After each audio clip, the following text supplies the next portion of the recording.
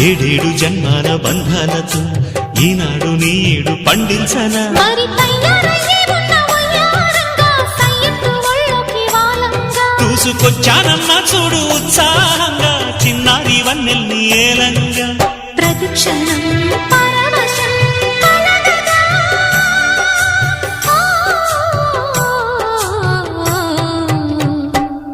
మనసా పలకవే మధుమాసపు కోయిలవై చెలిమే తెలుపవే చిగురాశల గీతికవై